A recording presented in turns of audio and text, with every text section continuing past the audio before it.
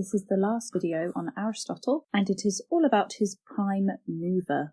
Aristotle claimed that if everything has a final cause, a purpose, this would lead to an infinite regression of final causes, meaning a chain of causes that goes on and on without end.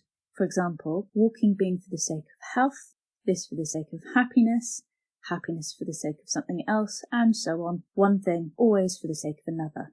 However, Aristotle argued that the final causes cannot go on forever, or cannot go on ad infinitum. Otherwise, we would be left with an infinite series of final reasons, with no reason for the series itself. And this would beg the question, well, why is there a series at all? Aristotle argued that the series could not have come from nothing. Rather, the series must start with something, since nothing can come from nothing. Therefore, there must be an ultimate final cause of the whole series of final causes. In other words, a final cause for everything, for the whole universe. But this final cause, unlike all the other causes, must be itself uncaused. Aristotle called this uncaused final causer of everything the first cause, the first mover, or the prime mover. He surmised that if there is no first cause, then there is no cause at all. Aristotle concluded that the prime mover must be uncaused or unmoved in order to resolve the series of causes, such that it does not go on forever with no ultimate reason for being. There must be a mover which moves them without being moved. If it was able to move from potential existence to actual existence, it would be dependent on something else to bring it into being, and would be capable of ceasing to be. Aristotle said, if something is moved, it is capable of being otherwise than it is. The prime mover must therefore be purely actual. It can't possess any potential. Since it can't move, it is immutable, unchangeable, meaning it's free from change.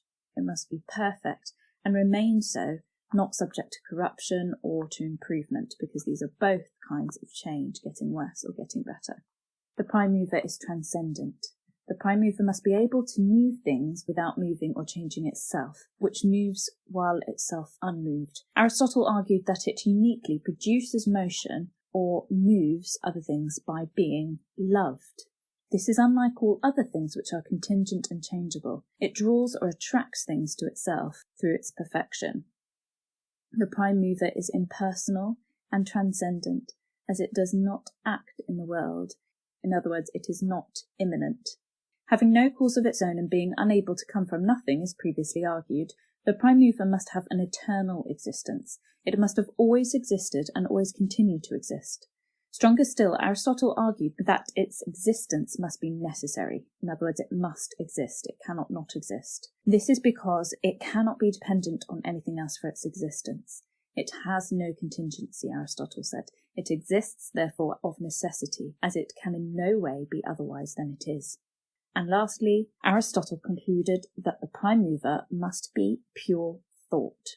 It can't be matter, because matter is changeable, it can be broken apart and rearranged. So Aristotle said, it must be of itself that the divine thought thinks, since it is the most excellent of things. So not only is it thought, but it also only thinks about pure thought. In other words, it only thinks on itself. Since thought is purer and more perfect than matter, its thinking is a thinking on thinking. This video has been brought to you by Jest Education. Thank you for watching, and please subscribe to find out more.